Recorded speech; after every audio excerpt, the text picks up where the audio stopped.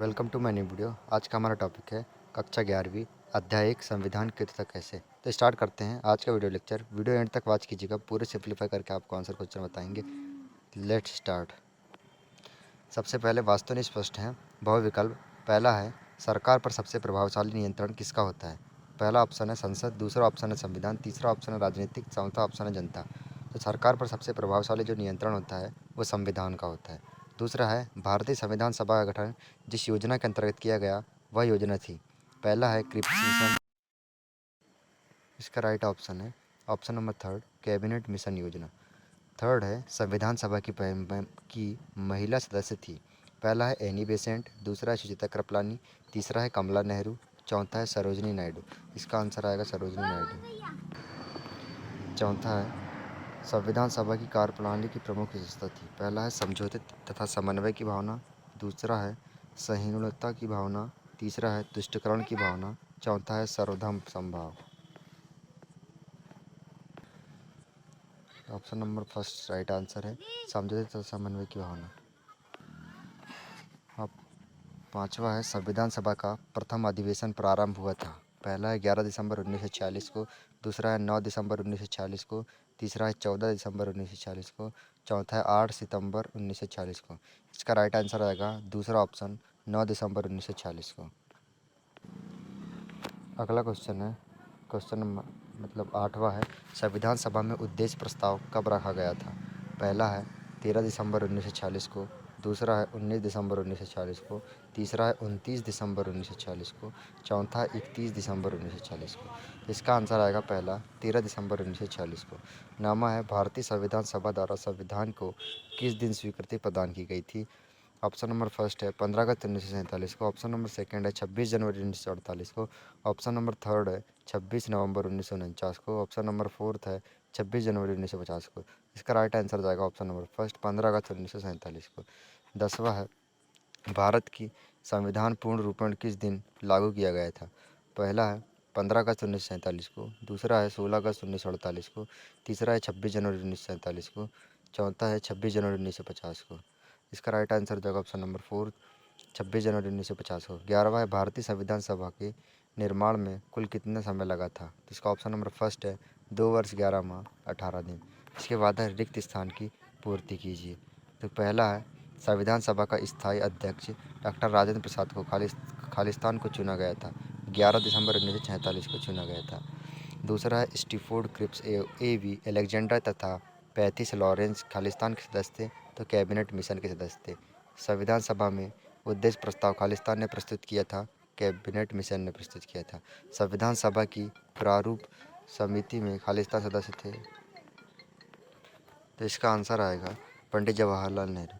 संविधान सभा निर्माण सभा के परामर्शदाता थे तो कौन थे, सो करके है उधर देख लीजिएगा आप इसका आंसर। छठवां है भारतीय संविधान के निर्माण में खालिस्तान रुपये का व्यय हुआ था तो हुआ था 63,96,729। सातवां है खालिस्तान ने संविधान सभा का बहिष्कार किया था तो मुस्लिम लीग ने। अंतिम रूप से पारित भारतीय संविधान पर खालिस्तान सदस्यों ने अपनी हस्ताक्षर किए थे 284। इसके बाद है सही जोड़ी मिलाइए। तो कैबिनेट मिशन का भारत आगमन कब हुआ था। इसका चौथा आंसर आएगा 24 मार्च 1946 को। दूसरा है महात्मा गांधी द्वारा संविधान सभा की मांग कब की गई थी तो पहला 1922 को। तीसरा है संविधान सभा का 12वां एवं अंतिम अधिवेशन कब किया गया था तो तीसरा का आएगा 5वां नंबर 24 जनवरी 1950 को। नेपाली संविधान द्वारा बहुदलीय लोकतंत्र की शुरुआत कब हुई थी तो चौथा का तीसरा नंबर है 1990 को। सफल राष्ट्रीय आंदोलन के बाद संविधान निर्माण। पांचवा का है दूसरा अमेरिकी भारत तथा दक्षिणी अफ्रीका। इसके बाद है एक शब्द या वाक्य में उत्तर दीजिए। तो पहला है किस देश का संविधान यह सुनिश्चित करता है कि सरकार गरीब एवं अनाथ बालकों की देखभाल करे। उत्तर है इंडोनेशिया। आप एंड तक वीडियो वॉच कीजिएगा, आपके सभी प्रकार के आंसर के उत्तर दिए जाएंगे।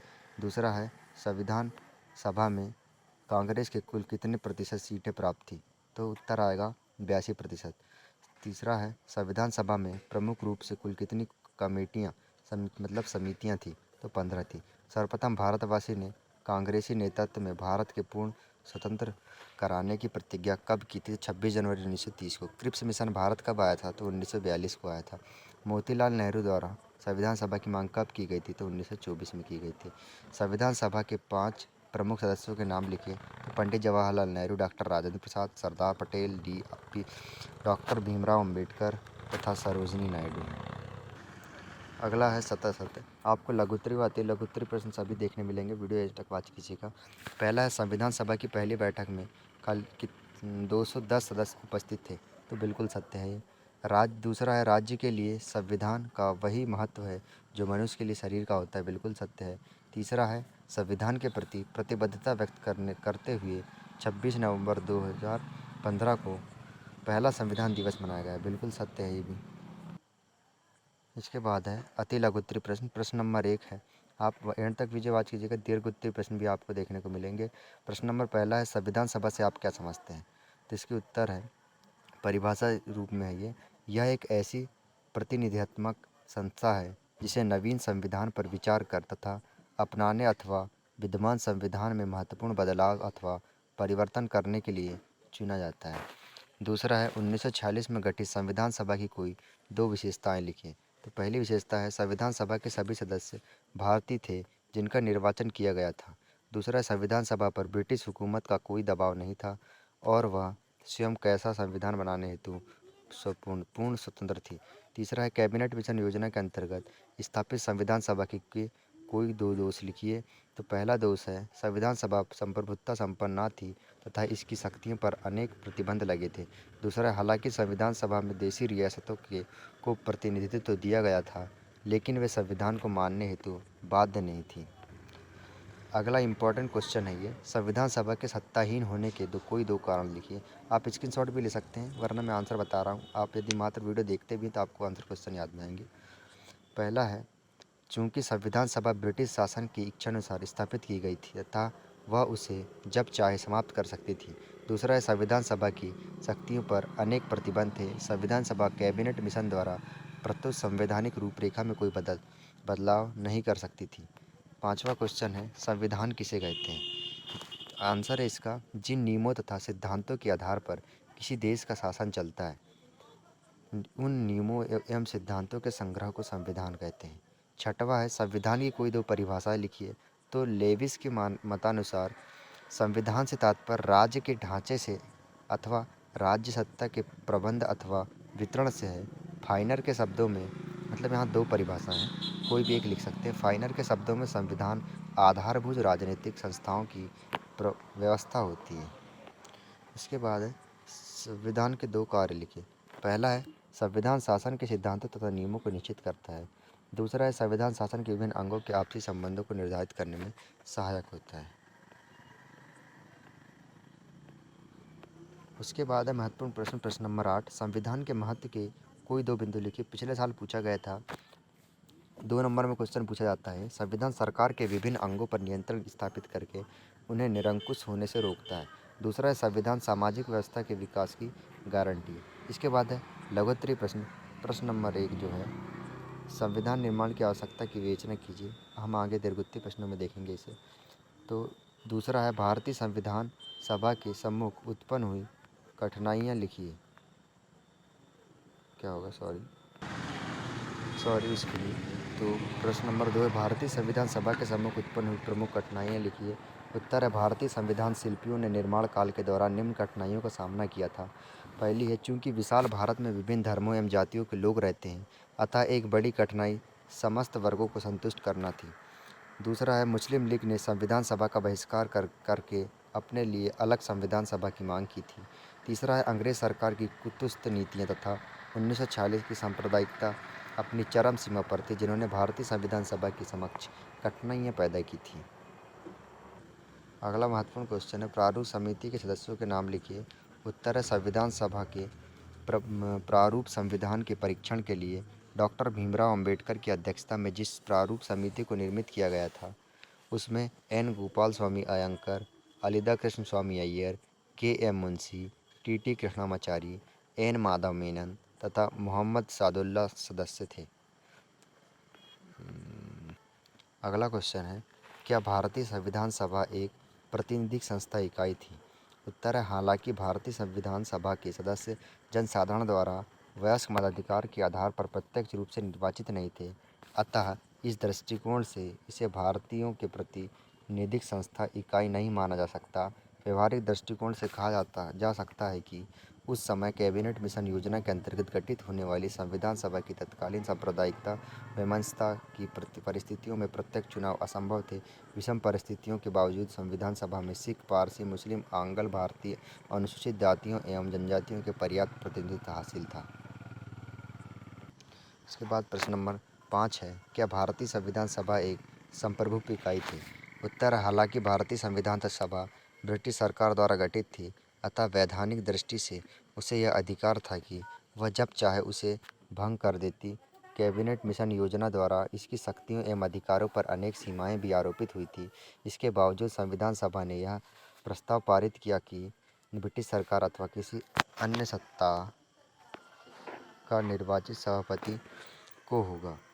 भारतीय स्वतंत्रता अधिनियम 1947 के पारित हो जाने के उपरांत संविधान सभा पर कैबिनेट मिशन द्वारा लगाए गए प्रतिबंध वैधानिक दृष्टिकोण से समाप्त हुए तथा भारतीय संविधान सभा एक संप्रभु इकाई के रूप में अस्तित्व में आई। प्रश्न नंबर 6 है, भारतीय संविधान सभा को वकीलों का स्वर्ग क्यों कहा जाता है? उत्तर आएगा इसका, ये भी IMP क्वेश्चन है। लास्ट ईयर पूछा गया था ये क्वेश्चन और लगातार 2 साल से पूछा जा रहा है ये क्वेश्चन, इसलिए इसे याद कर लीजिएगा। भारतीय संविधान सभा में वकीलों का बहुमत था। सभा के समस्त महत्वपूर्ण लोग कानून के ज्ञाता एवं पंडित थे। सभा में उच्च कोटि के कानूनविदों के प्रभुत्व की वजह से भारतीय संविधान का प्रारूप जटिल बन गया। यही कारण है कि इसे वकीलों का स्वर्ग कहा जाता है। यहाँ तक भी आप लिख सकते हैं। आगे है, भारतीय राष्ट्रीय आंदोलन के अधिकांश सेनानी पेशेवर वकील थे, अतः उनकी संविधान सभा में महत्वपूर्ण भूमिका स्वाभाविक थी। भारतीय संविधान बनाने के लिए जिस संवैधानिक दक्षता एवं कानूनी ज्ञान की जरूरत थी वह वकीलों से ही संभव था। इसके बाद है महत्वपूर्ण प्रश्न, प्रश्न नंबर 7, भारतीय संविधान में कांग्रेस की प्राधीनता थी, स्पष्ट कीजिए। उत्तर आएगा, भारतीय संविधान सभा में कांग्रेस की प्रधानता थी। हालांकि भारत विभाजन से पहले संविधान सभा में 69% कांग्रेसी सदस्य थे, लेकिन बंटवारे के बाद मुस्लिम लीग के प्रतिनिधियों की सभा से अलग हो जाने के पश्चात कांग्रेसी सदस्यों का प्रतिनिधित्व बढ़कर 82% हो गया। तत्कालीन परिस्थितियों में कांग्रेस का स्वरूप एक राजनीतिक दल के रूप में ही नहीं बल्कि कांग्रेस एक देश थी। कांग्रेस के नेतृत्वकर्ता ही राष्ट्रीय आंदोलन के अग्रिम पंक्ति के नेता थे।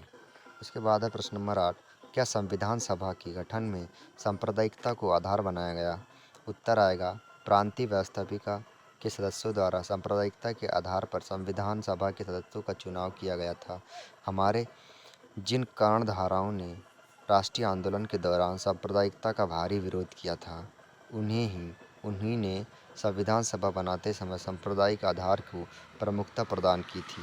संभवतया इसका प्रमुख कारण यह रहा है कि भारतीय संविधान सभा में किसी संप्रदाय विशेष का आधिपत्य स्थापित न हो जाए तथा समस्त सांप्रदायिकों को उचित प्रतिनिधित्व हासिल हो सके। इसके बाद है प्रश्न नंबर 9, मुस्लिम लीग द्वारा संविधान सभा का बहिष्कार क्यों किया? तो उत्तर आएगा, भारतीय संविधान सभा के निर्वाचन के पश्चात मुस्लिम लीग ने अपने कमजोर स्थिति देखकर सभा का बहिष्कार करने का फैसला किया। पाकिस्तान की मांग पर अड़े लोग नेता मोहम्मद अली जिन्ना ने कहा था कि सांप्रदायिक समस्या का एकमात्र समाधान भारत का विभाजन करके हिंदुस्तान तथा पाकिस्तान को अलग अलग करना है। जिन्ना ने वायसराय से संविधान सभा के सत्र को अनिश्चित काल तक स्थगित करने हेतु कहा, लेकिन तत्कालीन वायसराय ने उनकी मांग को अस्वीकार करते हुए 9 सितंबर 1946 से संविधान सभा के प्रथम सत्र की घोषणा की। नई दिल्ली में हुए इस प्रथम सत्र में मुस्लिम लीग के प्रतिनिधि शामिल हुए। प्रश्न नंबर 10 है, कैबिनेट मिशन योजना क्या थी? कैबिनेट मिशन ने शिमला में 5 मई 1946 को अपना कार्य प्रारंभ किया, लेकिन कांग्रेस एवं मुस्लिम लीग के साथ इसका विचार विमर्श 16 मई 1946 को बंद हो गया। So thank you for watch this video. आपका अध्याय 1 जो था वो कंप्लीट हुआ। अध्याय 2 के लिए आप रेडी रहिएगा, आपका वीडियो जल्द आने वाला है। So thank you for watch this video. इसी प्रकार के वीडियो देखने के लिए हमारे चैनल को सब्सक्राइब कर सकते हैं। So thank you for watch this video.